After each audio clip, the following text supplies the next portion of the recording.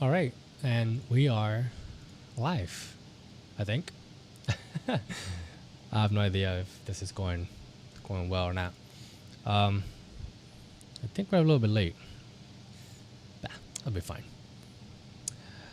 Well, hello there. How you guys doing? First live stream. Welcome, welcome, welcome. Um, I think I had a little bit of technical issues trying to get this thing started. I wish it was a little bit easier to this stream, but I guess that's probably just my fault for not knowing ins and outs. But hey, how you guys doing? Welcome, welcome. So a few things before we start the stream. One is I couldn't get Chunker to be on for some reason. I did try to reach out to him. I know I said that in the post. I said that I wanted him to be here, but couldn't happen. It's fine. What else? Yeah. So it took me. I spent all day yesterday and the day before trying to learn the streaming ways of YouTube. And Twitch is a lot easier, just to hit a button and it takes care of you for everything. Here's a little bit more complicated, honestly. I need to learn what the bitrate is that I need for the stream, and I'm just making sure that everything is looking good, sounding good, that there's no problem. There is a little bit of sound in the background. Let me fix that real quick. It's my AC, guys. Sorry. Turn it off.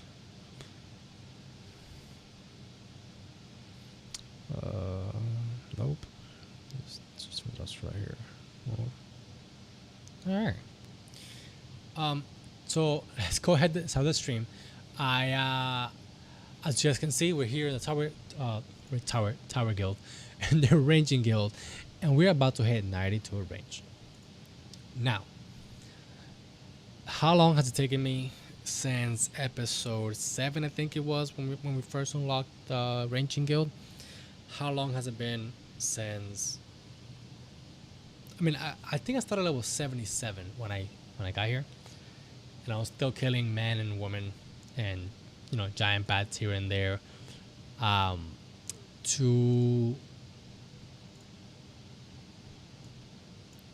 Because I hadn't realized that the tower archers were still attacking you regardless of their level, which is honestly great, right? Even all of them still attack me, even the level 14 ones. But I'm not gonna kill these levels because they don't.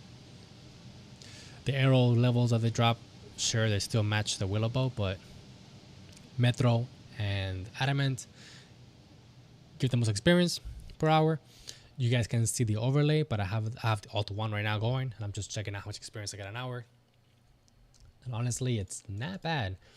The other day, I did it for a little bit, and it was telling me that I was getting around 24 to 22,000 experience an hour, which is pretty good, compared to other training methods I have here and in the chunks that I have available, which we can and we should take a look at. Hopefully this doesn't break the stream. Okay, everything seems fine so far. Let me just, oops, excuse that. That's not for your eyes to see. Okay, so as of right now, you can see that I have 1, 2, 3, 4, 5, 6, 7 chunks available. The mobs available here are unicorns, disgusting, chickens and cows, goblins, men and women, and giant bats. And of course, the tower archers, which is what we've been killing for the longest now. And out of all of those mobs, the tower archers is the one that gives me the most experience an hour by far. All right, I know that in episode 4 through 6, I think I had said that that the men give you less experience, right, an hour, but they do give you a lot more materials than giant bats do, of course, because herbs are the most important thing in this account as of right now, because if you guys check it out, we're only level 53 herb lore as of right now. and we'll definitely be 55 by the time we roll the next chunk. So this gives us 2 chunks to roll once we get to 55, and then 60, of course. But again, the goal is still 70. But since I'm not killing man and woman, I'm not getting those herb drops, which is the important thing. And that is honestly a downside of killing tower archers. It's not that bad. I mean, it is really bad because, again, those drops are very important for the account right now. As of right now, without those drops, the account is gonna. I mean, I just wish to have a better mob that dropped those specific drops, that the herbs and stuff like that, faster and higher quantities. Well, I think actually now, unfortunately, with the new update to herbs and seeds, we will not be getting any more herb drops. So if I'm not mistaken, which is actually a really good question. It's actually a really good question. Let's go ahead and check out real quick. Whoops, that's not what I meant. Okay, here we go. Yeah, let's go ahead and check out the wiki for the men's drop table to see. Okay, so these are still here. I wonder if these drops are gonna be affected by the change. If it has happened yet? I don't even know if it has it happened yet. I have no idea if it's happened yet. But if anybody's watching, please let me know if the update has happened yet. I actually would like to know, because the update is actually very, very good for farming and for herblore as well, of course. And if these drops are now converted into seed, it's honestly a win-win situation for me, because hear me out. Farming, it's before the update was very annoying, right? I only have access to compost, and compost is very, very bad when you're planting your herbs, your flowers, your veggies and stuff like that. It's very, very bad because your things will tend to die very often.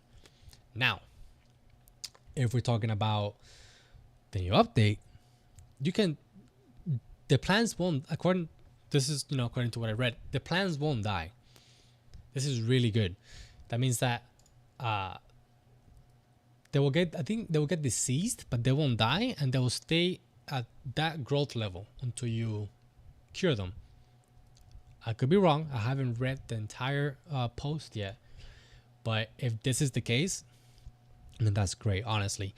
And then that just means that you can also put a lot of seeds into the patch, and you will get X amount of herbs back from the patch, which is honestly amazing as well.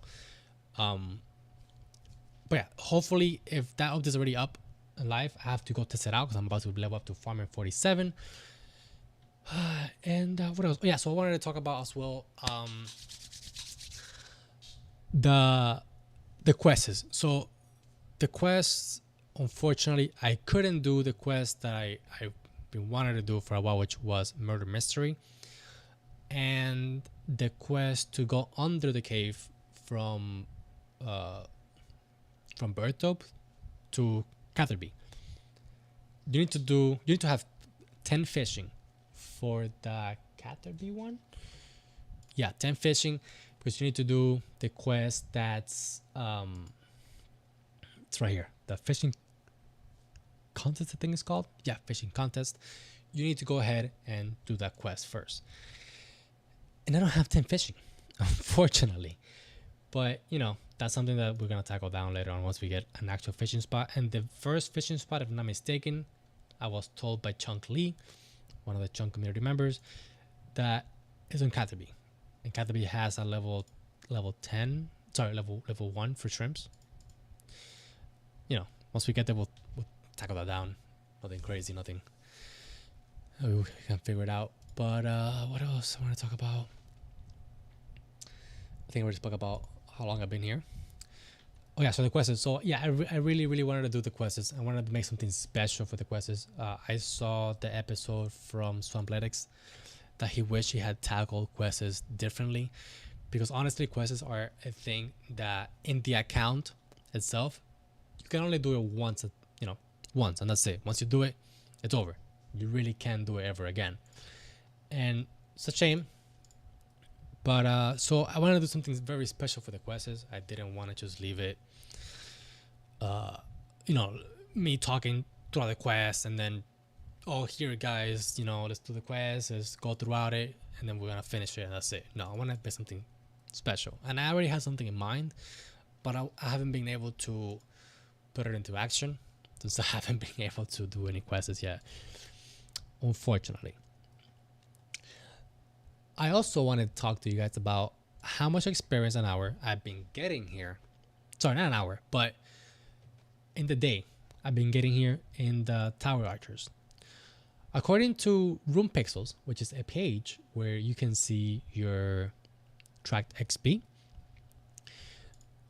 I'll show you guys.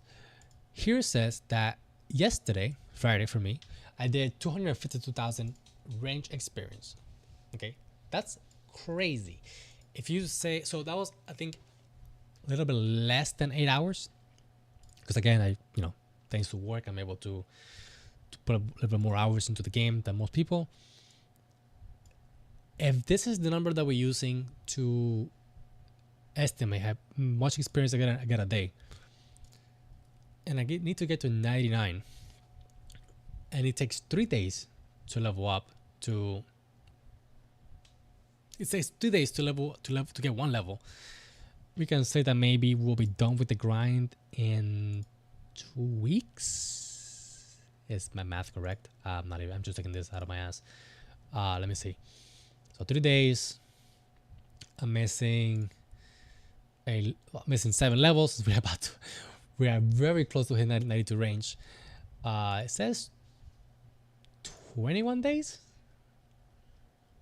That's less than a month. That's almost there. Wow, we're almost there. I can't believe that we're actually almost there. I'm so happy about that. But 21 days. Wow, that's crazy. I mean, it's been already 2 months, or less than that.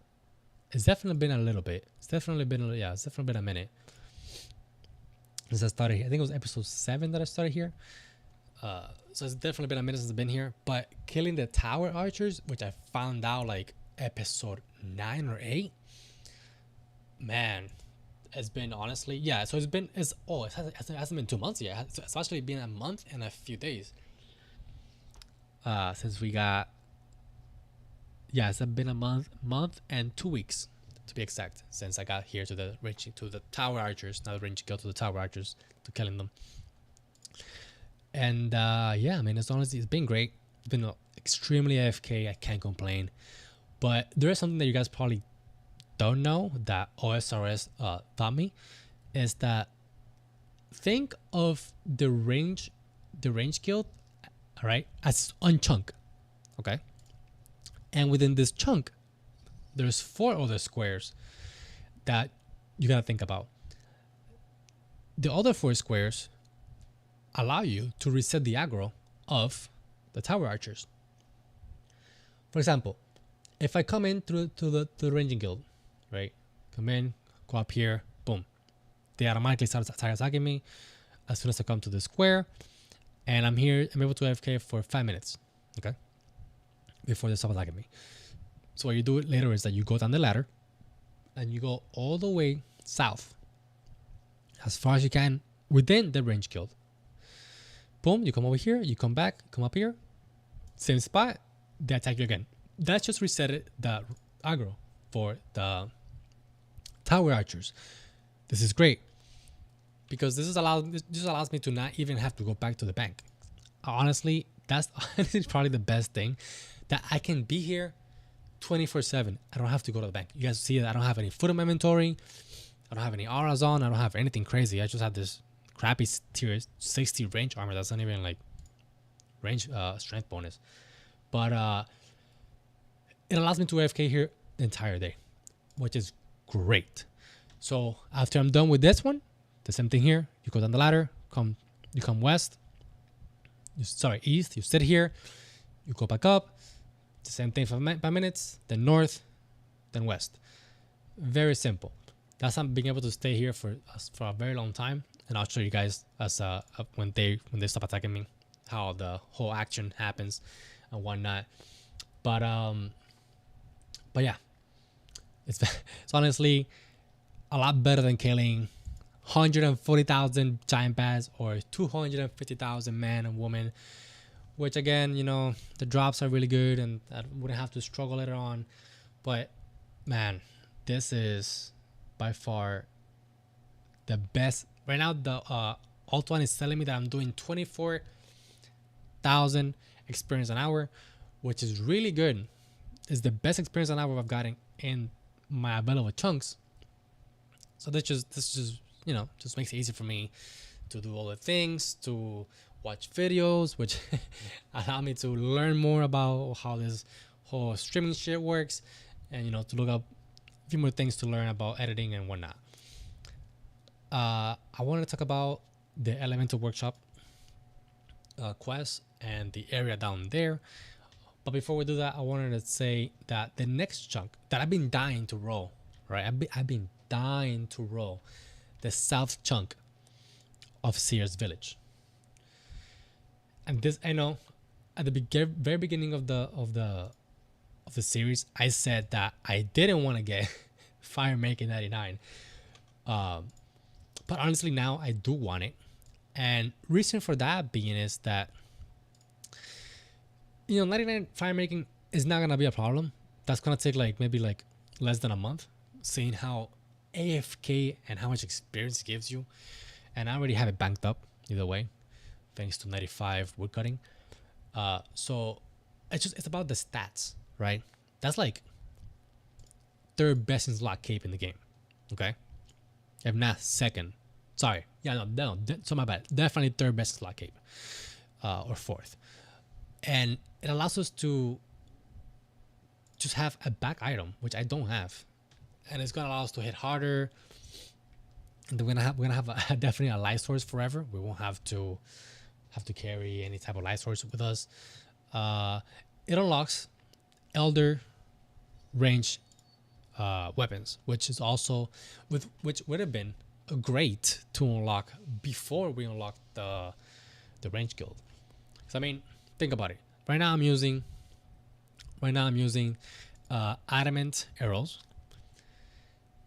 and they are being restricted by the willow shield bow. Unfortunately, I can't make a better shield bow, which is what I need for this, because again, you know, the short bow only goes seven spaces, and the shield bow goes 9. Yeah, 9. So this right here thing is 8 or 9 exactly. You know, so it only reaches around here for the shield bow.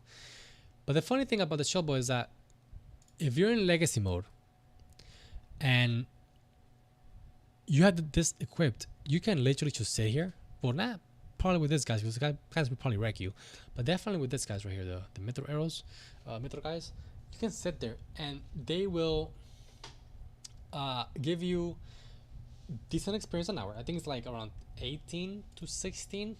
I wouldn't call it decent, but it's better than nothing. And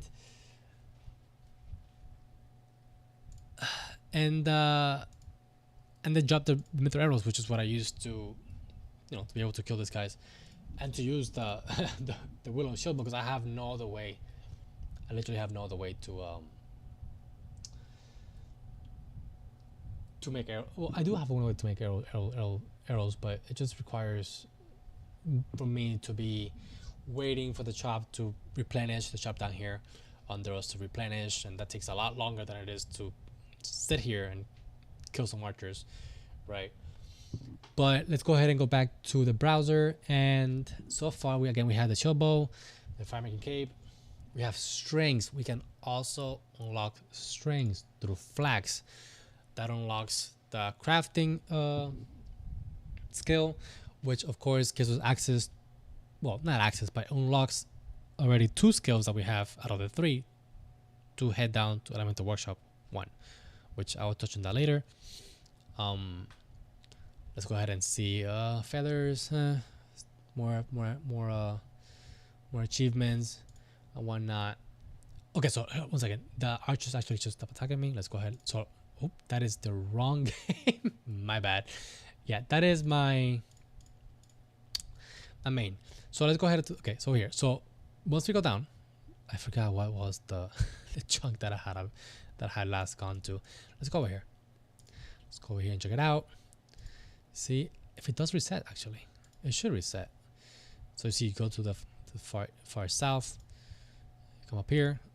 Normally when they say that is that when okay, so they're not attacking me. Oh shoot. Let's go this way. Actually, I think it was this chunk, the last one I went to. Let's go ahead and go to the east, to the west side of the chunk here. Yeah, I have my camera like this because I'm able to see the archers attack me, and when they stop attacking me, so that's how I get my cue. So they're not attacking me either. Interesting. So is it this part of the chunk that I need to go to? This is what I'm saying. Sometimes it's a guessing game because I forget what was the last spot that I reset it on. Hopefully it's here. Okay, there you go. So see, so you just attack again for 5 minutes, and we do it all over again.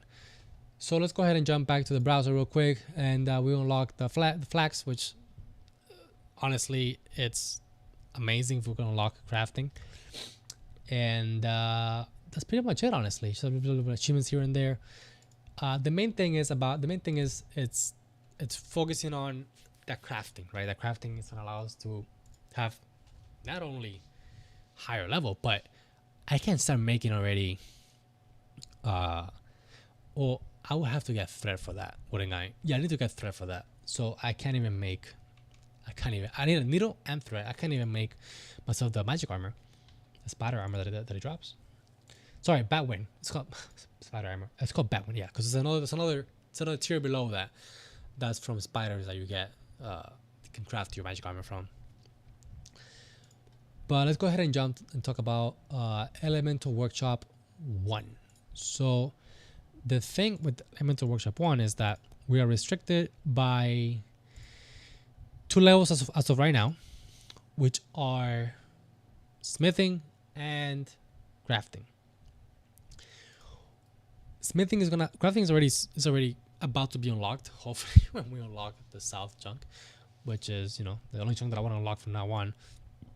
And maybe 6, which is the player-owned farm. But smithing is going to be a skill that is probably going to be a lot longer. It's going to take a lot longer to unlock than anything else, unless we unlock Bertop, which has already tin and copper ores in there that we can mine, and it will allow us to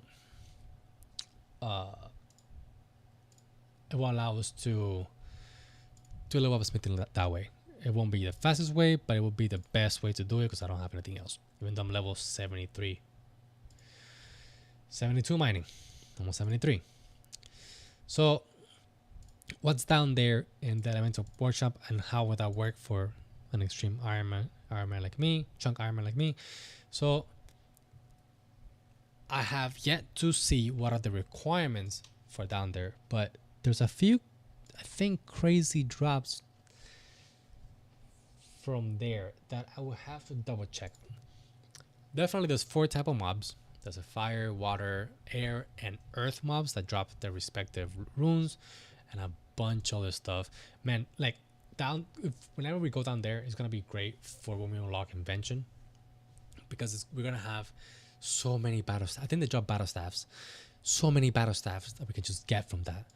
And honestly, dude, I can't even like wait to go down there. Let me see. Elemental Workshop. Okay. The mobs are, yeah, so see, earth elemental, air elemental, fire elemental, and water elemental.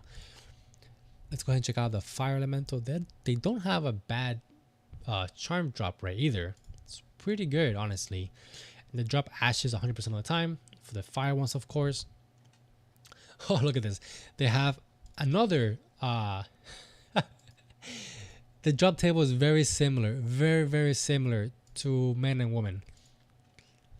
It's extremely similar. The only thing being that they actually drop a little bit more runes. They will unlock nature runes for me if they do drop those, and that's gonna be huge for the account. So they drop fire runes, they drop chaos, death, nature, law, which is also huge for me because if we unlock law runes, that means that we can start traveling around. That means that we can actually unlock the chunk where our house is at on Relica. Is that where we need to go? Let me put this in browser so you guys can see what I'm doing.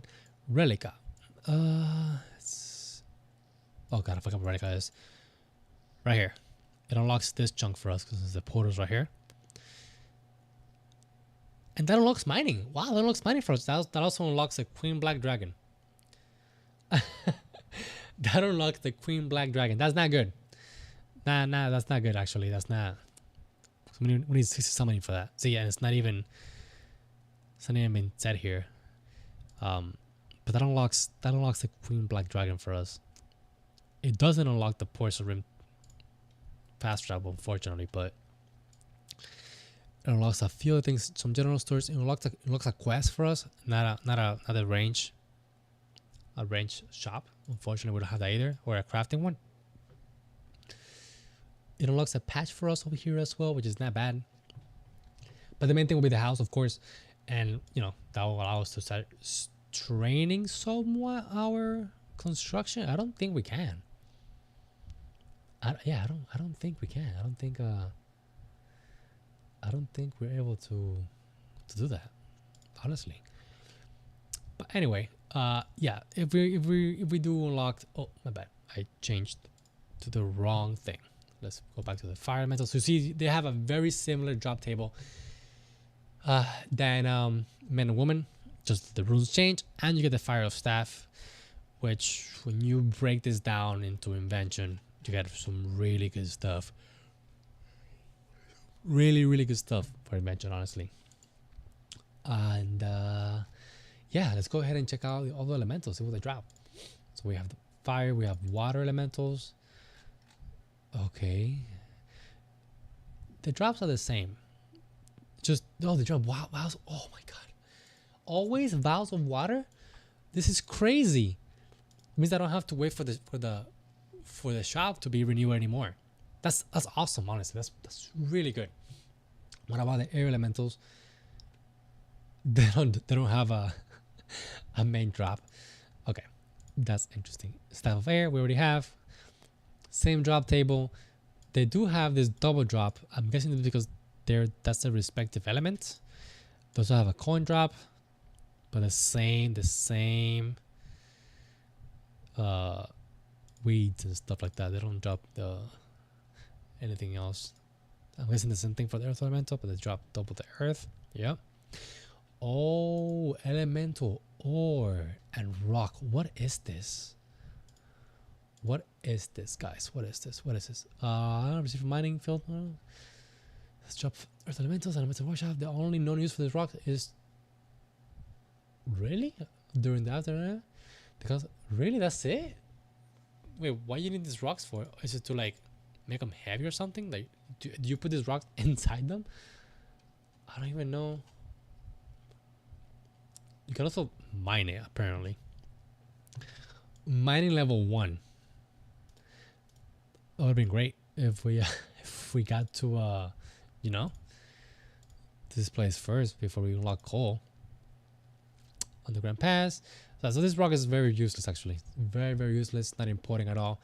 Elemental ore, it's very cool because we can make the elemental bar, which requires 20 smithing. Yikes. Yet another problem. Yeah, we can't. Man, look at this. This looks so cool on us, bro. This whole elemental armor and stuff, but we can't make it. We really can't make it. That's really unfortunate. I think this will be best in slot for what? What is this? This is considered a what? A magic. I guess we consider best in slot then. Unless the Batwing is higher level. It's tier 1. Tank armor. Interesting. Alright, the more you know. So yeah, elemental workshop will be nice to unlock just because of the benefits of all the runes and stuff. Oh, okay. So yeah, this is the page that I was using to tell you guys that that's how much experience I'm getting a day from RunePixel. Very cool page. Tells you a lot. It tells you a lot of stuff about your account that you might not want to know. Not want to know because you might get depressed. So here we go. This is when we started the level 80 range. Oh, I can load more. No, I can't. Never mind. I can't load more. I'm talking shit. This is interesting. You guys can see how long it's taking me to get one level of range. So if we look here, a level the 9th and the 30th, right? Sorry, this is okay. So this is it was so weird for me. All right, so this is the month, and this is the day. This makes more sense now. Yeah, I tend to do it differently. I don't tend to put the day ahead. I put the month first and then the date. So this means that it took us only 3 days. Yeah, 3 days to level up from level 80 to 81. And that's how it's been ever since. It took 2 days here actually to get to level 81 to level 82. 2 days for level 83. 1 day for level 84. Oh, that's because I was very close actually. I was very close to level up here. I just finished it off here. Yeah, I was very close. I remember that day. I was like, oh my god, almost two levels in 1 day. No. And then of course on the next level you see from 8 to 12. And like that, 14 2 days, 4 days here. That's because it was a weekend and I don't play much on the weekends. And then again like that. All right, this is actually a very, very cool place to see all your achievements, all the quests you've done. Apparently I've done once, which is the to unlock daily quests. I was baffled. I was like, I completed a quest and I didn't record about it. There's no way. But yeah, that's the that's the daily quests. Let's go ahead and see what else. I don't know what the hell this is. Yeah, but this is a very, very interesting page, guys. That you guys want to keep it or bookmark it. It's a very good page. But yeah, that's honestly probably all I wanted to talk about in this live stream. I've been doing it for 32 minutes. I don't think anybody's been on. That's fine. Again, this was more of a test drive than anything else. But I do want to get 92 range this live stream before I call it off. So let's go ahead and come up with some more topics to talk about. If you guys do end up seeing this live stream later on, again, I'm still very indecisive if I'm gonna leave it up as its own video or not, because in reality, who really wants to watch this video to hear me ramble for 33 minutes or however long I'm gonna ramble for? Probably nobody. Actually, I think this is the chunk that I have to be on right now to reset this whole thing. What was I saying? Yeah, so what other games do you guys play other than RS3? What other games are you guys interested on? Right now, I've been getting back into New World. I don't know if you guys know the game, but it's been very, very fun to do the end game content in the game. So right now I'm playing with a friend, and that's how we started from 0, from level 1. We're making it all the way to level 60. We're level 57 at the moment. It's been extremely, extremely fun. But I had never done in my main, which is a healer. I had never done the end dungeon for my character, and it was extremely fun. I had no idea that I was gonna have that much fun, and that only means that the newest level 60 dungeons are actually either as or more enjoyable than that one. Of course, also talking about the new expansion they made, the Brimstone Sands. That's gonna be very fun to explore. I also want to talk about what is your favorite game, like your favorite franchise. Mine, I have a few. I have The Legend of Zelda. I'm a very big fan of Legend of Zelda. I'm a huge fan of the Resident Evil. Like, oh my god. I don't know if you guys are into horror survival games, but I love horror survival games, and especially Resident Evil.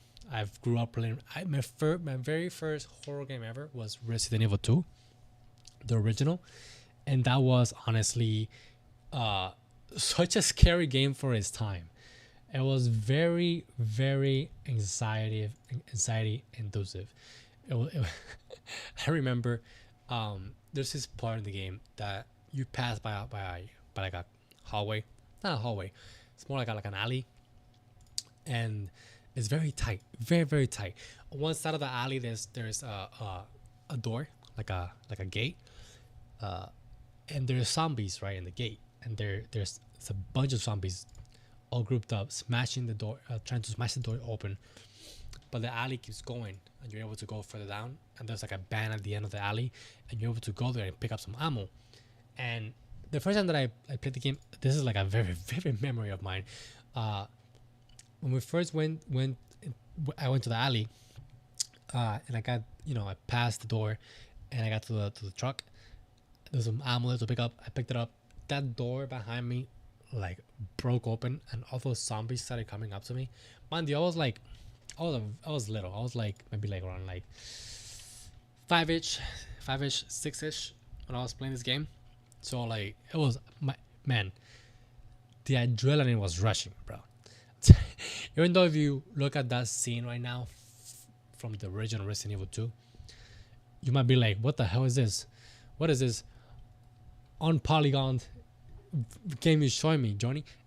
Yeah, it looks rough, but back then it was the best thing ever. And man, it was so like the anxiety and the horror, especially when you also the famous scene for Resident Evil 2 is when you walk into the PD and you find your first liquor on the ceiling. That's definitely a hardcore scene that every single Resident Evil fan will know that that's Resident Evil 2, right? And that's also another scene that it's like crazy that left me like, what the hell am I playing, bro? But yeah, Resident Evil is definitely an amazing franchise, and in my opinion, it's one of the best horror survival games. Even though they have they derailed for a while there with Resident Evil 5 and 6. 6 being the worst, the black sheep of the series, due to Resident Evil 5 actually being playable and fun. You wanna, use those words, just because there's co-op. And with co-op, Resident Evil 5 is actually very, very fun to play with your friends. Actually, I put a lot of hours into Resident Evil 5 when it first came out with my buddies. But yeah, man. Also, I was playing Dead Space in this channel. Oh yeah, you guys, I don't know if you guys ever like try to scroll below the RuneScape videos, but I have more games down there that mainly Resident Evil games, that I uploaded to the channel.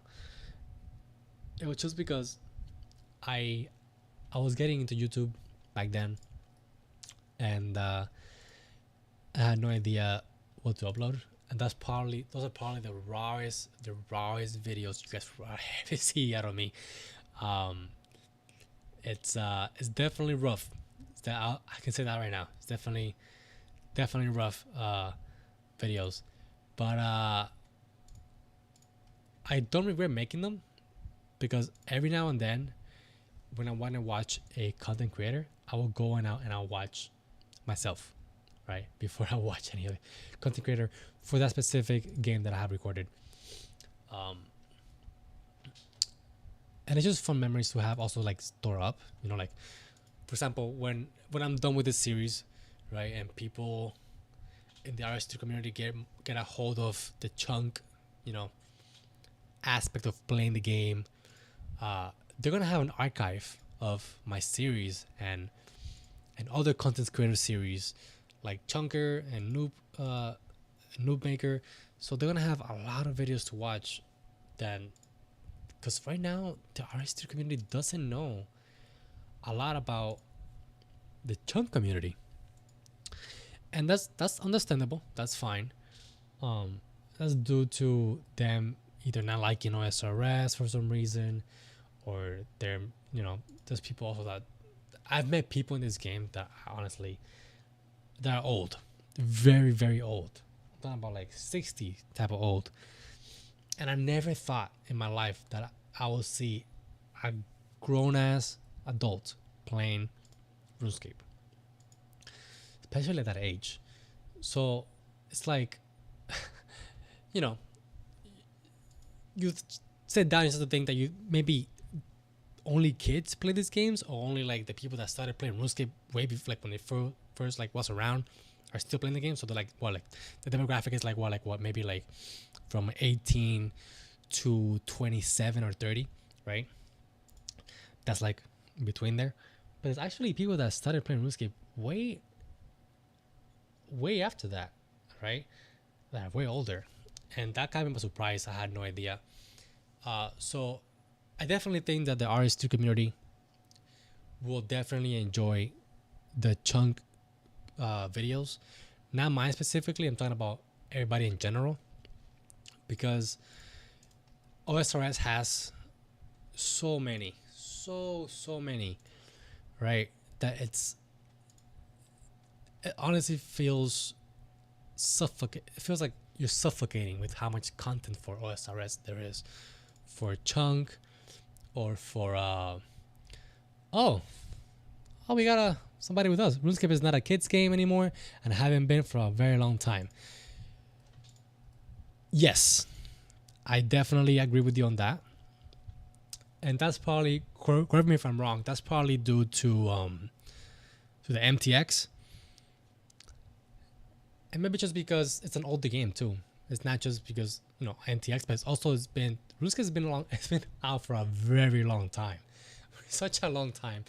It's definitely one of the oldest MMOs out there that has withstood the test of time and test of many of all the MMOs dying because they can't keep their core audience. And RuneScape overall, I'm talking about like OSRs as well, they have managed to keep it and definitely grow their their players, which is impressive. Let me ask you something. Do you think that RuneScape will ever break the 100k mark? So right now we tend to be between 84k to 110k, right? Do you think that RuneScape will ever break that? That they will go like 500, 1 million players? Can you imagine what that will do to RuneScape, to Jagex as a company? Can you imagine what the content that we'll get? I guess we'll get more content, seeing how they will have to grow their team, because they will have more income coming in because more subscribers and whatnot. In a perfect world, maybe that'll be the case, but it's not happening as of right now. But yeah, I definitely agree with you. RuneScape is definitely not a kids game and hasn't been for a long time. And honestly,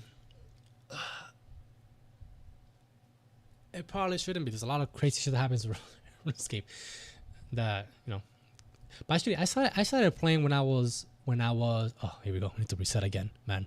This is rough. I started playing RuneScape when I was 13. I guess it's doable, but I think Jagex should focus on current players. Yes, I also agree with you on that. Current players, definitely the hardcore players, which is the people that been playing the game for like 20 years, right? I've been playing the game since I was like 13, 14, since I was in middle school, and that was between 07 and 08. That's when I started playing RuneScape. So I'm definitely considered a veteran, or a hardcore player. Man, what the hell? This thing is resetting, bro. This is horrible. But yeah, it's definitely. So what do you think will be the best approach for them to to grow their game. What's the dude, there's no way that I'm not reset. Okay, let's go ahead and do a hard reset out here. I hate when this happens. It's just a waste of experience.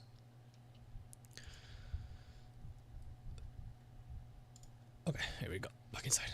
So yeah, so I definitely think that I think that if they were to dial back a little bit on the MTX on RS3, and by a little bit I mean quite a bit, because if we're being honest, it's very, very predatory, especially with the new event, the Halloween event, with the purple mask. Man, that shit was disgusting, bro. It was so nasty. There were posts on Reddit about how like brand new players were getting this mask in their third roll, right?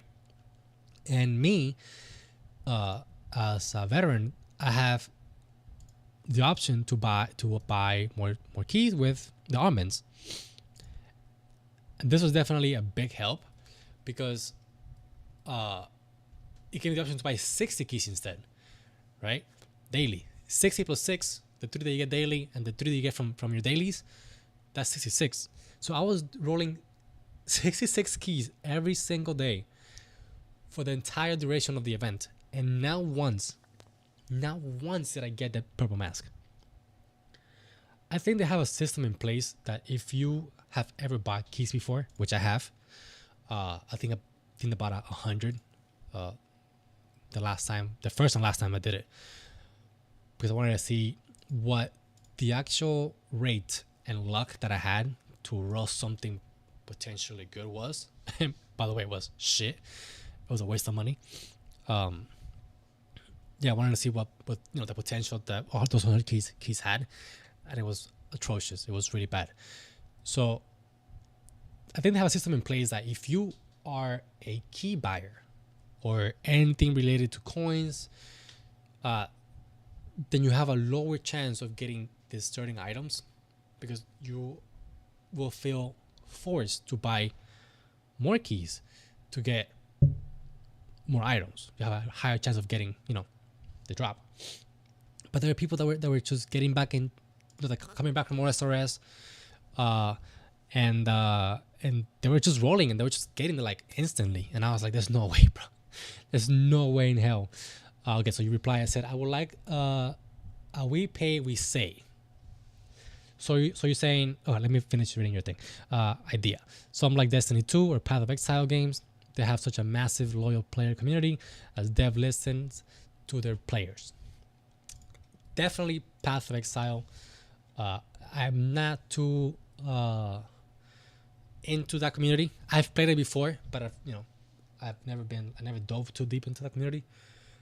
But I do see that when the players, because I've seen it in some posts and stuff, when their players scream or like they talk, the devs tend to listen. As for Destiny 2, I have some beef with Destiny 2 for the reason being that I don't hate the game, right? I think the game has definitely like the shooting in the game is it's crazy, right? The shooting in the game is by far one of the best. It's one of the best first-person shooters. They get the gunplay down like crazy, right? Well, I wouldn't say crazy. It just feels good to shoot in Destiny 2. You probably know what I'm trying to say because you already played Destiny 2, so you have an idea. But I definitely agree. I definitely think that Destiny 2 could be a lot better if they didn't take out their old content, right? For example, I'm gonna give you my personal experience, and that is that I was playing when the game first came out, and the Leviathan raid was out. I think that's what it's called. That raid was so cool to do. That was my first raid ever in Destiny, and I had so much fun to do it with my friends. And they took it out. They just took it out because their excuse was that the game was getting too big, and there was no way for them to to make it work. And I don't agree with that, because if you see WoW. WoW is a massive game. Guild Wars is a massive game. These games have year one content still available to this day. So it doesn't make any sense for me that the Destiny, devs decided to take it out for technical limitations or storage issues. I don't really believe in that. That sounds more like PR talk to me than anything else. Leviathan is good. With all the secret passages, in my opinion, one of the best raids in Destiny. Definitely, dude, I 100% agree with you on that. It's definitely one of the best raids. Was one of the best raids in the game. I know that it was stored in the Vault of Glass. So I think that's how it's called, and they bring it. I think they brought it back. I think once or something like that. I haven't kept up with Destiny 2, unfortunately. To talk about it, but definitely it was such a good raid. It was so good. It was so good. Like, dude, oh my god. Like only we will ever know how good it was because we played it. But people that don't know about it, they'll be like, oh, it's just just it's a dungeon or like a raid. How good can it be? Well, I guess you will never find out. But yeah, and like that is a bunch of other games too, man. I don't know what other like type of franchise you have that you like. I was saying earlier that I have my favorite franchise are the Resident Evil franchise, the Legend of Zelda. I was playing recently in the channel Dead Space. Not recently, but like a long time ago. The Legacy of Kain franchise is one of the best franchises I've ever written. Man, I'll have to go down the list for all my games that I like. But yeah, I don't know what other franchises you like. If you'd like to put them down, we can definitely have a discussion about that. We're getting close to 92 range. About time. Man, it's taking so long to achieve this. And it will be halfway there. I'm so happy about this. This is definitely a milestone for me. It'll be the first 99 in the account. And it's going to be... It's honestly probably one of the best skills to have in your maxscape. The rangecape. Just because... Resident Evil is my favorite franchise. I have been a fan since I was a kid. How old were you when you first played Resident Evil? I was like around 5 or 8. And man, Resident Evil 2, like that shit broke me, bro. It was such a scary game back then. You have no idea. Oh, you probably have an idea because you probably played it as well. But it was so scary for me, dude. It was so scary for me. It was. I have so many memories of the original. And then when the remake came out, oh my god, bro. The remake was crazy. It was so good. I was probably around 12 when my dad bought it. I mean, the PS1. Damn, 12, dude. You were older than me already. Well, that was like, when was it that Resident Evil 2 came out? Let's do some digging, shall we?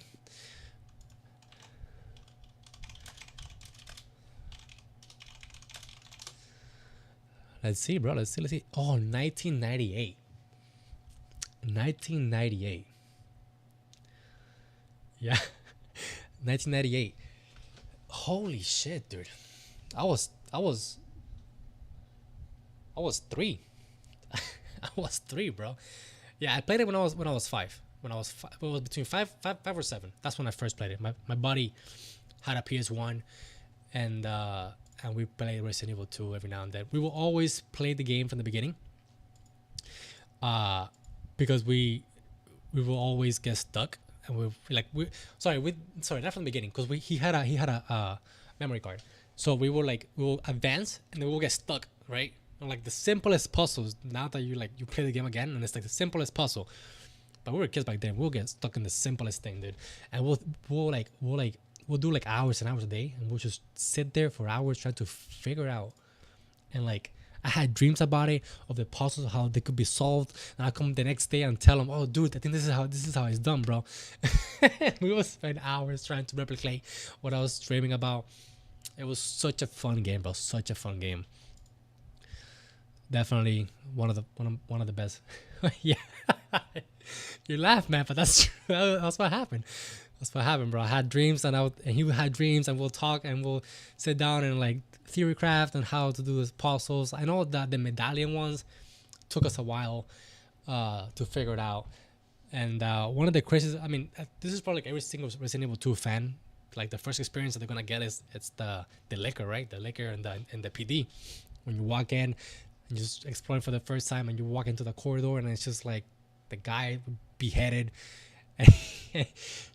and it's just the thing plays. Oh, this is my other account. Jesus Christ, it keeps happening. Let me switch out of here. My bad. All right. The liquor, man. The liquor was brutal. That scene was brutal. But yeah, Resident Evil 2, Resident Evil overall is definitely one of the best franchise for survival horror. And then Resident Evil 3, the original, not the remake, the original, was also definitely a very, very, very fun game. I think those are my two Resident Evil games. Resident Evil 2, the original, and 3.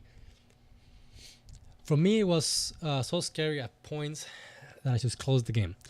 And if you put the original 2 now, it's like 4 pixels of the whole screen. Yeah, dude, definitely. That's why probably the best way for you to play those OG games is to emulate them. Which is, I actually, dude, I do have a PS1 right next to me. I have a PS1 next to me with, I don't have the originals, the original discs, but I have the game. And I was playing it the other day, and man, the nostalgia was kicking in hard, bro. It was kicking in very, very hard. Yeah, oh man, I'm so jealous. I would love to play some old games. The PS1 is not that expensive right now. It really is not that expensive right now. You may have to do, let me see. Yeah, it's not that expensive, honestly. They're very cheap to think. You know, I thought that they're going to be a lot more expensive than what they really are worth. But they're not, man. They're very cheap. You're not gonna find anything new, but definitely there's some people there that take care of their stuff and they just want to get rid of it, and they sell it, bro. You might actually be even luckier if you go to a garage sale and you find yourself a PS1 there, or a N64. You know, you never know, Brand. But yeah, definitely the PS1. The games are a lot more expensive. They're definitely a lot more expensive. Let's see, PS1, RE2. Let's see how much it's worth. So prices.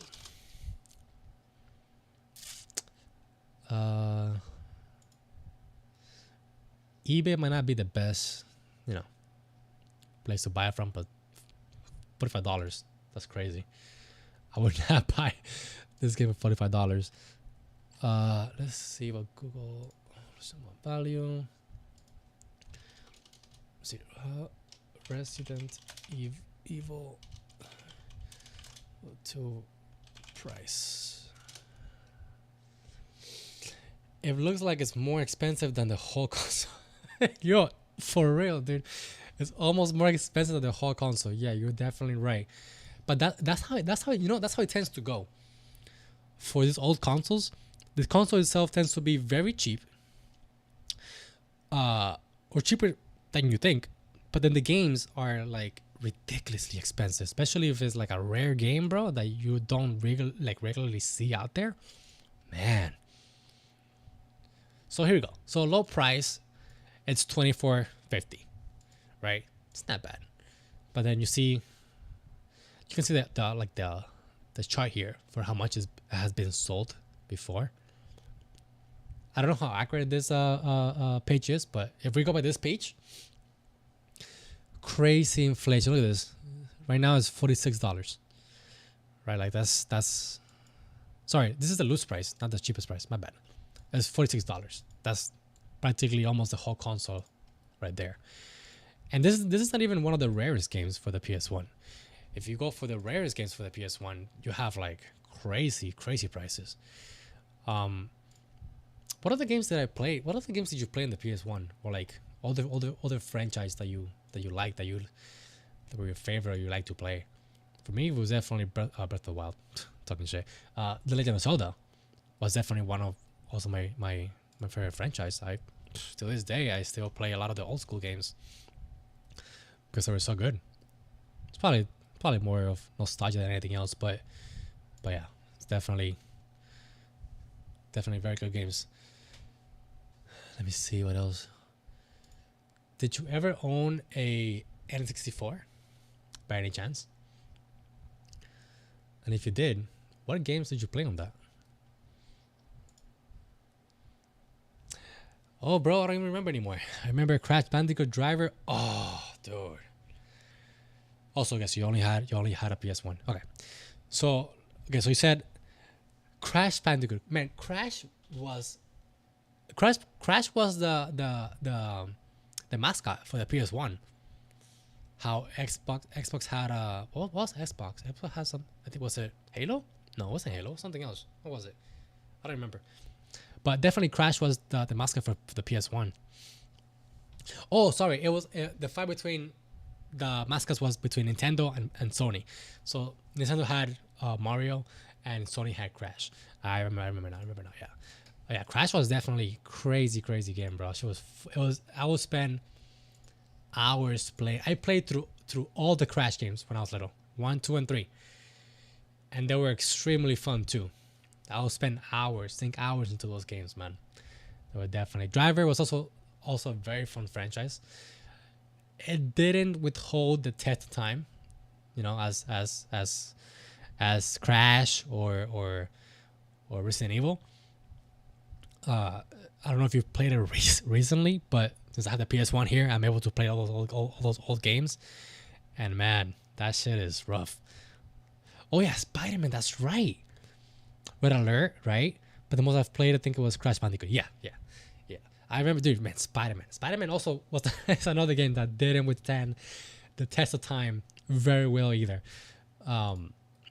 Which is crazy because if you really sit down and think about it, there is games for the PS1 that have withheld that they have aged well. That's what I'm trying to say, right?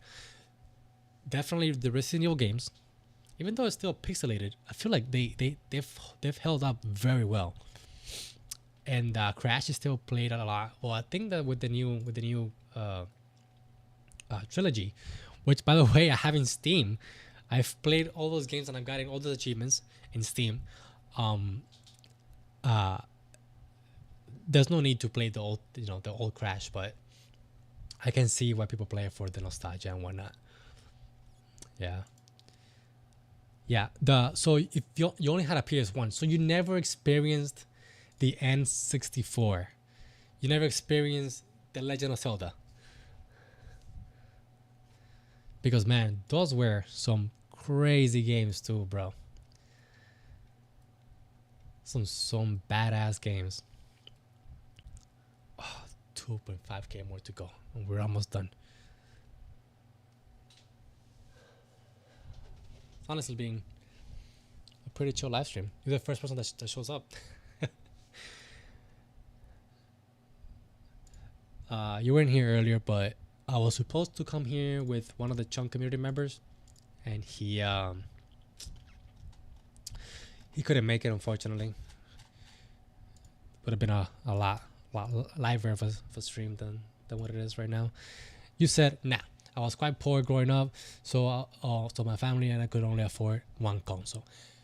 Dude, I don't know if you, well, assuming that's your last name, I'm assuming you're not from the US, but I'm also not from the US, right? I was born and raised in Cuba, and we weren't poor, but I never had. Sorry, not that I never had. I did have a PS1 at one point. Like, remember the old, very old PS1. Sorry, not the old PS1, but like the very slim version of it. Let me see, PlayStation 1 Slim. Oh, dude, here we go. This right here. I don't know if you ever had something similar to this. Well, this is a really bad picture. Right here. Did you ever had? Did you ever seen this before? So this is the PS1 Slim. I think it's what people call it. And this is what I had in Cuba, right? And mine broke because I didn't really, not that I didn't take care of things because I've always taken care of my stuff, but I didn't know how valuable this thing was. At the moment when I got it, I was just very excited, and I used to play Mega Man as well. I played Mega Man X4 in this thing right here. I don't know if you ever played the Mega Man games, but those games were crazy as well. They were super fun as well. I played. Let me see. I think this came out after the PS1. That might be true. Yes. Did the PS1 Slim come out after regular PS1? Let me see. Oh, here you go. The wiki has all the models. Perfect. What the hell? So some of the PS1 Slims had this like add-on that you could add to it, and TV was one of them. It's pretty funny. So this is all the models right here. All the different models from gray original, white, original gray, PS1. Where's the model BIOS? I think this is the cases. This is the difference between them. I'm not sure. But you might be right. You might be right. I think the PS1 Slim came after the regular PS1. I think you might be right.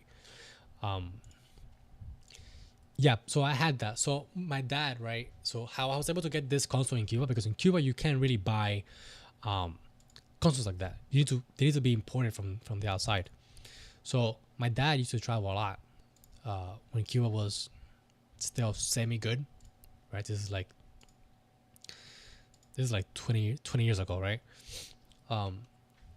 And he used to travel to France a lot, and like to Europe in general, and he was able to buy me this, right? And I unfortunately didn't take care of it. Oh, look at this blue one. This is so cool. I unfortunately wasn't able to take care of it the way I should have. But mine broke, right? I forgot how it broke. I think it was one of the ports on the back got loose or something, and it just broke. And my friend had his. My friend had his PS1, and that's how we played all those crazy games like the Crash. No, Crash I had it here, but on his house we specifically played the Resident Evil games. And man, that was crazy, bro. That was definitely good memories to have. And then my cousin that lived next to me, he had. Wait, what was I saying? Oh yeah, so you're saying that you were sorry that you had a very poor growing up. Yeah, in Cuba it was also the same thing. You couldn't really get any consoles like that. They need to be imported from the outside. So I'm in your same boat. I was lucky to have just one console, but older people around you tend to have, like, all the kids around you usually would have either the same console or different consoles. So my cousin had the N64. And my friend had another PS1 with the Resident Evil 2 game. So that's how making the connection. So for the N64, I don't know if you ever played games from the N64 or if you ever experienced it, but it had also very, very good games. It had Legend of Zelda, and then it had one of my favorite RPGs that is actually a hidden gem that not many people know about. It's called Hybrid Heaven. And I would spend hours in front of my cousin's TV playing those games. It was such a fun experience as a little kid. And we're about to hit 92 range. I can't believe it. We're almost there, and I can finally roll a new chunk so I can make more videos. I'm tired of making the video. I'm tired of making the videos here in this ranging guild, man. This is rough, bro. This is rough. Lord have mercy. Maybe one day. No, talking about the PS1. Maybe one day, because I have a camera here, right, to show my face and stuff. Maybe one day I can show in a live stream my setup, and you can see what I have set up here. I have the PS1 on top of the PS4, and then I have the Nintendo Switch on the side with an ultra wide monitor just to play those games. And it's honestly pretty sweet, bro. It's pretty sweet. And I'm also able to play all those old PS1 games because I modded the PS1, right? You're able to mod it. You're able to burn the games and play them as if they are their regular games. You say, if I remember correctly, we didn't even have anything like N64. Okay, you're from there back in the day. The only ones I can remember was a Sega. Oh, dude, the Sega all-92 range. Boom. Oh my god, dude. And we unlocked definitely the best range weapons in the game. Thank you for congrats. Thank you, man. We're officially halfway through. And maybe in 2 months we'll finish with 99. No, I'm kidding. Yeah, no, yeah, right. No, it's definitely gonna take. I did the math already. It's gonna take 21 days. 21 days to get to 99 range. Seeing how I get a level every 3 days or so, every 2 to 3 days, it's gonna take 21 days.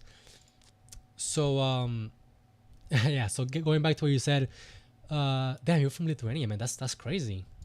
You know, I think that as of right now, like my subscribers are the most diverse people I've ever seen in a community. I have people all the way from like all over Europe, some from South America, and then some from here. And it's very interesting to sit down and talk to you guys because, you know, you share very different experiences from like while you were growing up, like which is different, like for the PS1 and our experiences.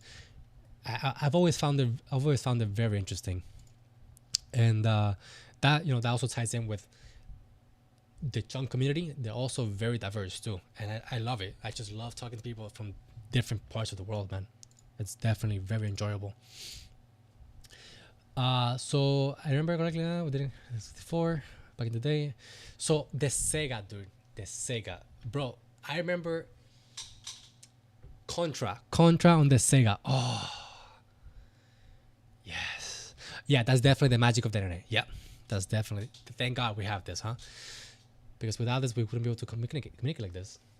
But yeah, the Sega had Contra, dude. Contra. I don't know if you ever played Contra, but Contra was. Oh man, I have also dumped many hours into Contra. Yeah. It's funny too because in Steam there is a Contra what's it called? Let me see. It's called Contra something. Contra. Oh, it's called the Contra Anniversary Collection. And man, I beat all the Contra games. I got all the achievements for it. I did everything. It's just like, I don't know about you. Also, I'm assuming that you are like around my age. I'm 27, by the way. Well, soon to be 27. 26 at the moment. But you're probably around my age, right? And you probably feel a pull towards these old games more than maybe new ones. Like you get excited for like old games being remade, or they're being brought up to your favorite platform, and you're able to replay them again. You probably get more excited for that, as I do, than for newer games, depending on one franchise. Because every time that the new Resident Evil game gets fucking thrown out there, I get mad excited, you know. Like the Resident Evil 4 remake that's happening right now, which is coming next year, very, very soon. Cannot wait for that. And if you guys want me to, which I will definitely make a poll about this and I'll make a video about it, I will stream or record Resident Evil 4 and I'll post it on the channel. I will definitely 100% do that. I don't know if you've gone through my channel. I have a lot more videos from Resident Evil and the Legacy of Kain series there that I've recorded and posted.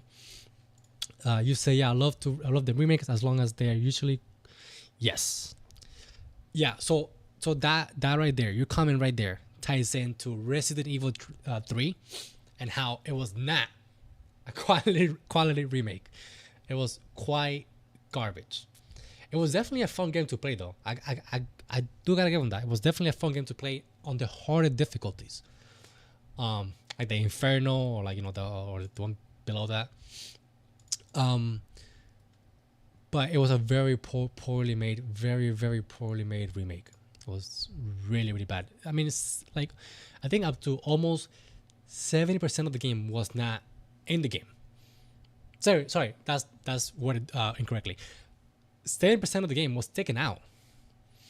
Of the original was taken out of the remake. And that's crazy. You know, that's just, I don't know what they'll do that. Like Resident Evil 2 remake was probably the best example. Even though it wasn't perfect, it was not a 10 out of 10. It was definitely a 9 out of 10. But it was the best example that they should have followed. You say, I hate when a game is released and you get to buy DLC to experience full game. Yes. And that seems to be a thing that has definitely happened. I don't think it's ever happened with any Resident Evil game. But definitely other franchises out there tend to do that. Yeah, I definitely agree with that. And you also say, I would love to see your videos playing Resident Evil 2 on PS1. Man, I would have to get a converter for that, so I can actually stream it and or record it, and you know, and post it online in my YouTube channel. I don't have that at the moment, but I could definitely get that. That shouldn't be that expensive. It'd definitely be very fun to play those old games and post it on the channel. You know. But yeah, I mean, I'll make a post, a community post, and a video about it, asking what do you guys think about me bringing all the content to the channel. Because again, RS3, even though RS3 is my favorite game, right? Sorry, favorite MMO.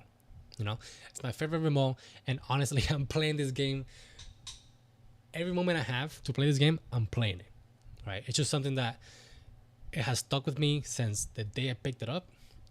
I have not put it down. I've taken breaks, but I have not put it down, man. It's it's crazy. Do you play anything besides Resident Evil? Yes. So I play a lot of games. What do I mean by a lot of games? When I say a lot of games, I mean a lot of games. RuneScape. Oh, so you mean like other MMOs, or you mean like any game in general?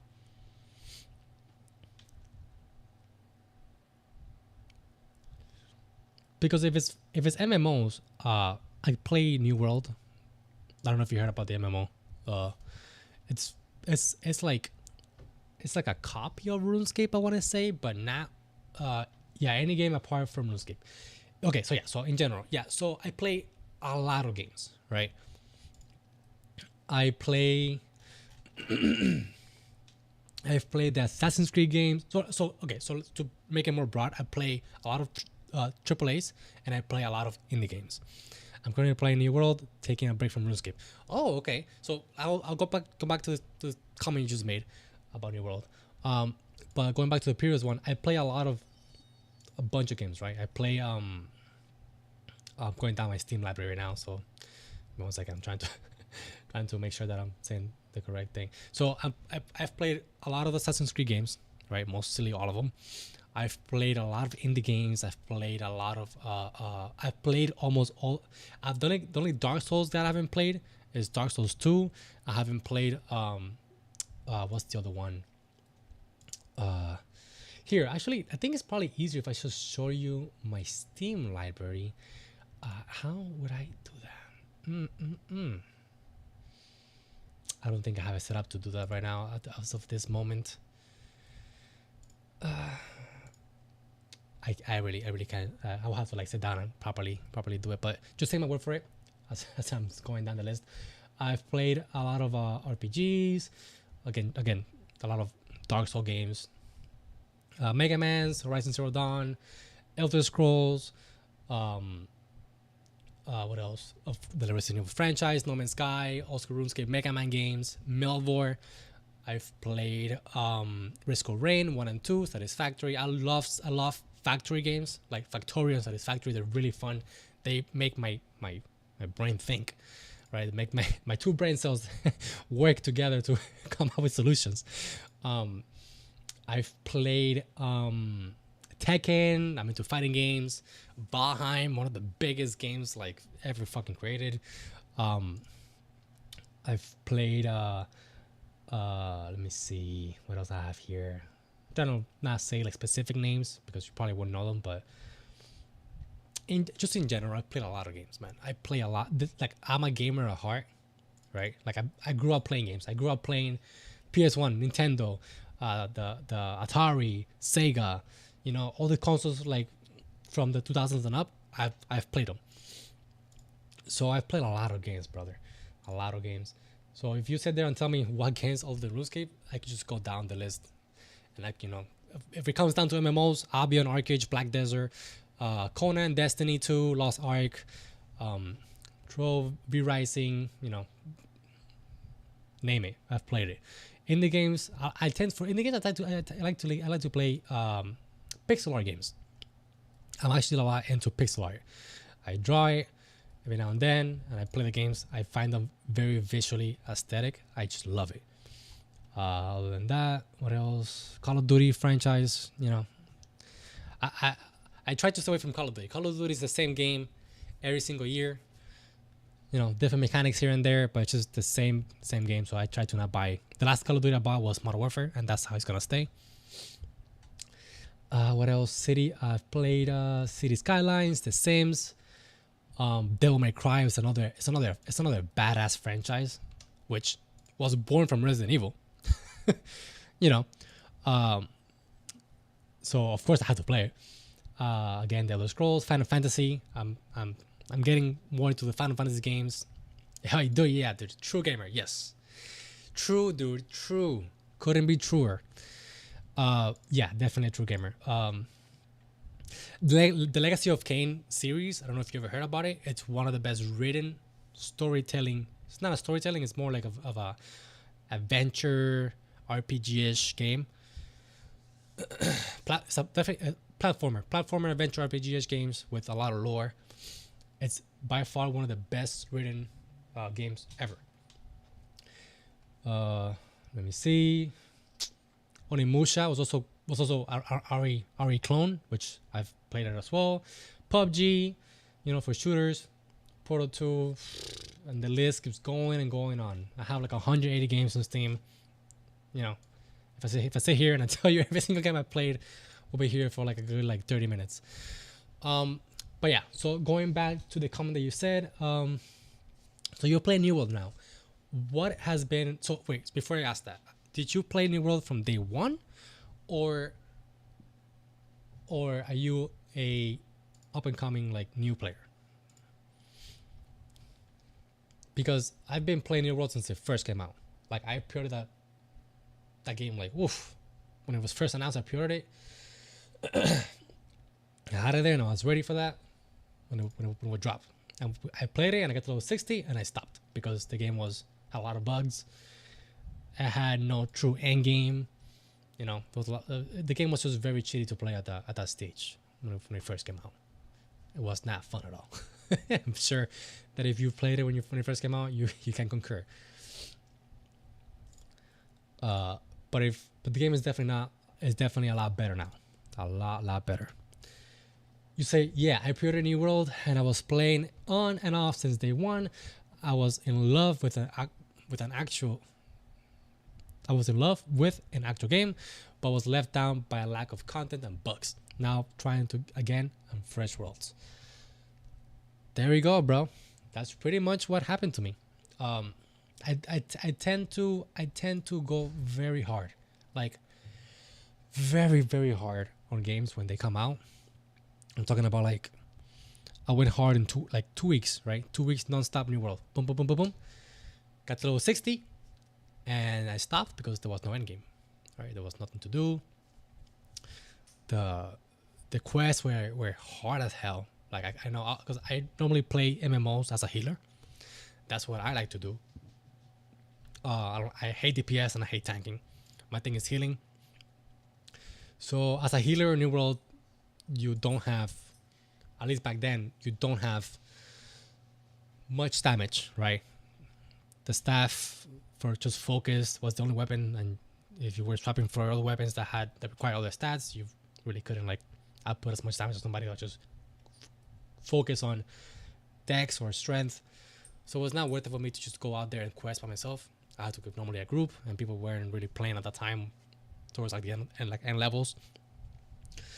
It's like when you will hit like the very low, like 14k players a day or something like that. So yeah, it was very rough. But now the game is a lot of fun.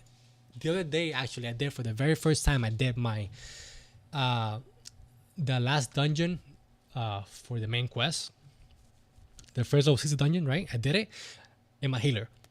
Man, that dungeon is so fun. It's so fun. It's very long, but it's so fun.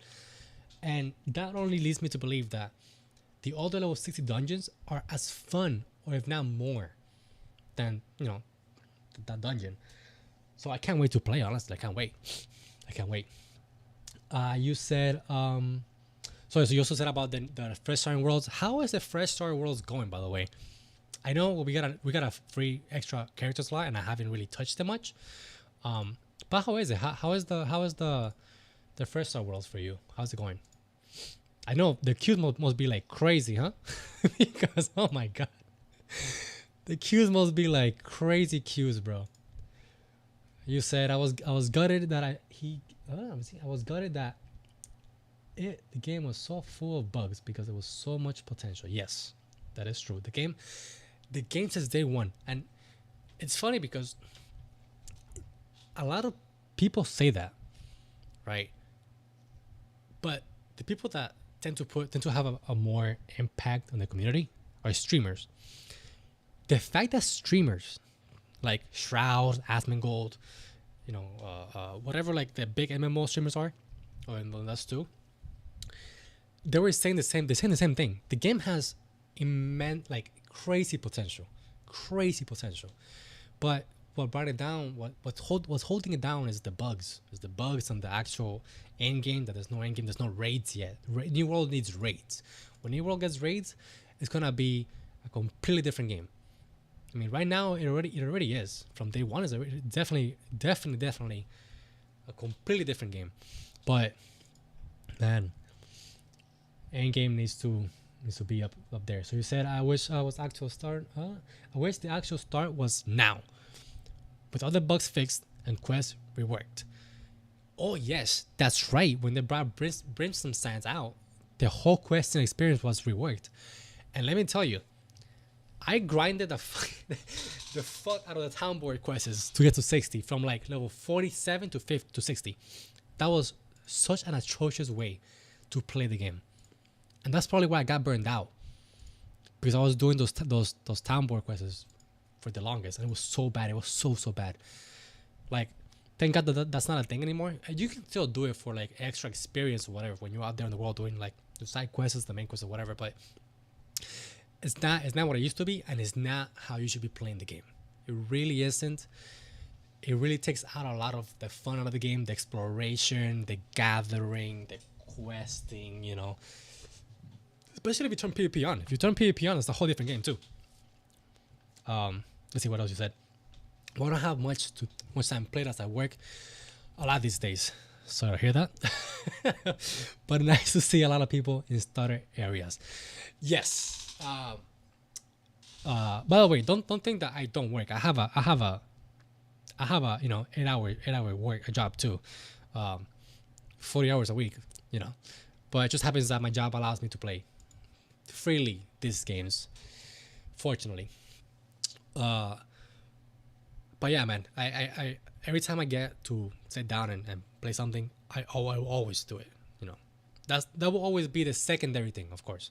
Work comes first, you know, along with like your fiance, your wife, or your girl, then family, you know, and then games come like last. But if I have a window, you best believe that I'm not gonna waste that window to play games. You also said just casually playing when I have a free minute. Yeah, no, definitely. I mean, it kind of like when you start growing up, right? Because this is something that I've noticed. I noticed a long time ago. That as we grow up, we our time in the day seems to be getting smaller, even though it's not changing. It seems that we're running out of time faster throughout the day, right? So, I've tried to what's the word? I've tried to not min max things or like play efficiently, because that just takes out the fun of the games too. You know what I'm saying? If you're playing 100% of the time, just I gotta do this because I only have this amount of time to play. You know, like, I have to do it right now. If not, I don't like to do that, because that takes out of the fun of the game, and that just makes games not fun. It just that feels like work. Honestly, it feels like you're doing like work. So I just try to sit back, relax, and just enjoy whatever time I have to play. I just enjoy it, bro, to the fullest. Like nothing. Like right now, right? It's a Saturday. I'm alone in the house. My fiance had to go out with a mom. So I'm just chilling, bro.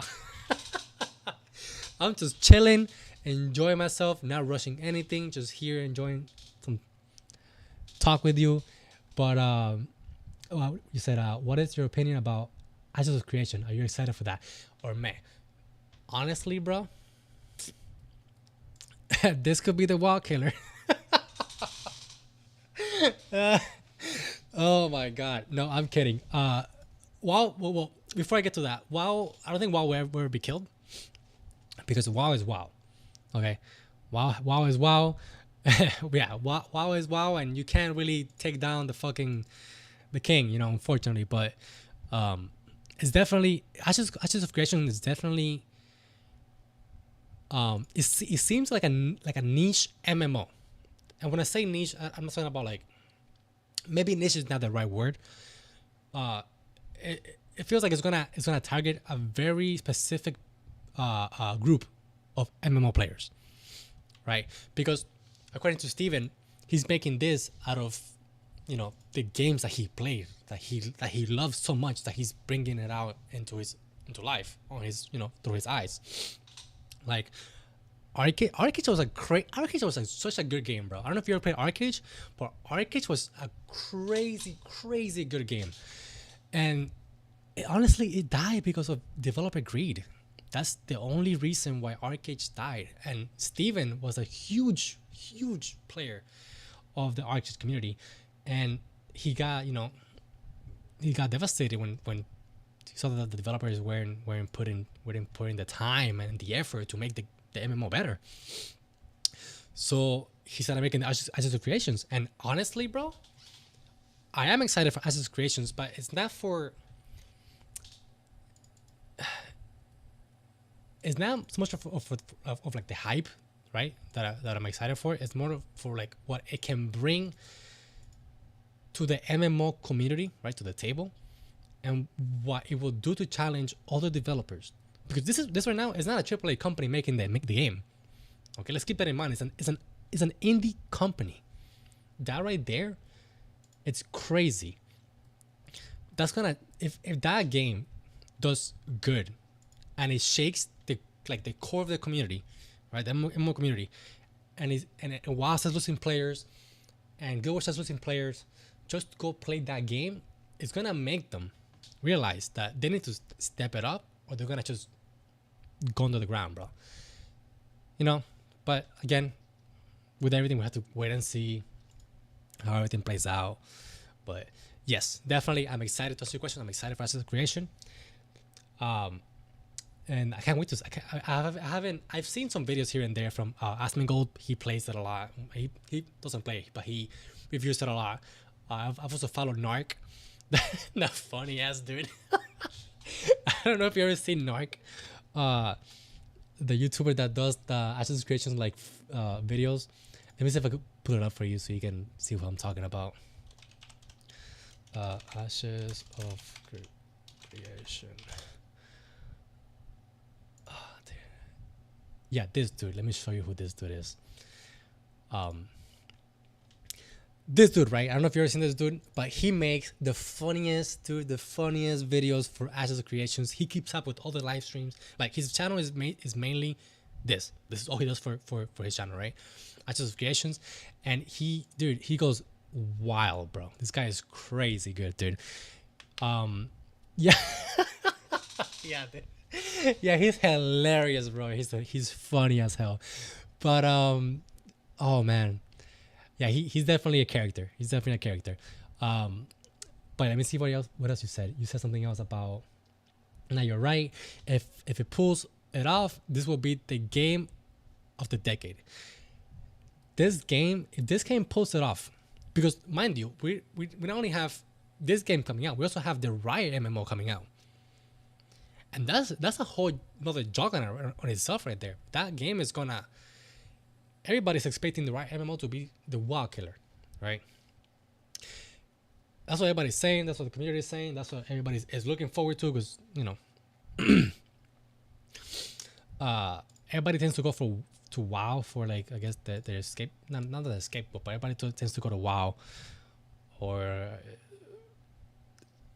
what am I trying to say? Every single MMO tends to be compared to WoW, because WoW has been one of the longest running MMO that's been the most successful out of all the MMOs that have been out. So a lot of MMOs tend to get compared to WoW. If the Riot MMOs and Ashes of Creation, two different type of companies, one is an indie company, one is a AAA company, tend to pull this off, and they completely give these other MMOs a run for their money, we're gonna have a very good and very interesting situation on our hands. We're gonna have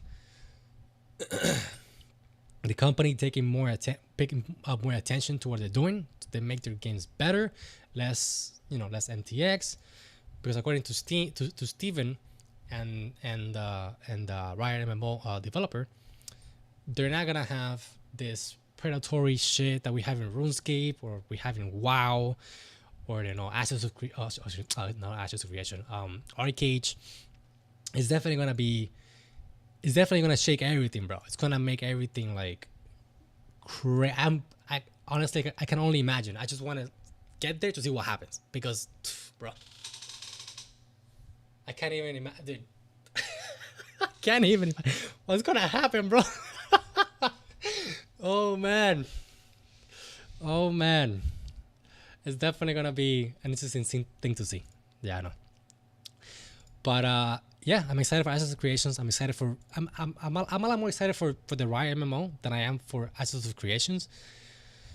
Just because I'm sure you've played League, and you have a love-hate relationship with League, and you play it every now and then. You said, I'm excited about these two. I'll have to buy a better PC though. Yeah, I mean, dude. Fortunately enough, I've been blessed to have like a decent job that I'm able to like afford, certain gadgets and stuff like that. But man, PCs are expensive, bro. Especially nowadays with all these like graphics cards that are going for like your mortgage, however else is that you pay, or like they're going for like a down payment for a car. Man, it's a lot of money. So I can understand the. I mean, especially if you're gonna play Ashes of Creation, that shit looks crazy good. Like the graphics for the game, it's out of this world, bro. It's crazy. Especially the thing I like about most about Ashes of Creations is their weather system. The weather system and their what's the other one? Their season system as well, where it goes from fall to winter. So not winter, fall, summer. It goes to all the four seasons. That's badass. That no MMO out there has ever done that. And if they manage to pull it off, again, Ashes of Creations might be the best or the biggest MMO out there in the future, just because of the systems that they're deciding to put into the game. But again, we just have to wait and see what happens. I'm rooting for both MMOs, a Riot MMO and Ashes, because the more competitive stuff we have in the market, the better for everybody. Just think about it like this: imagine that we had a second clone of RuneScape that was doing a little bit better than RuneScape it is right now, and people were moving to that game to play it more. Do you really think that Jagex as a company will let RuneScape die? No, they will have to put on their big boy pants, change something around, and make the game better. Which is what's gonna happen with Ashes and Riot MMO when they come out. People are gonna have to put their pants on, put the glasses on, and start making shit better, because if not, they're gonna go under, and it's gonna happen. You'll see. Oh boy.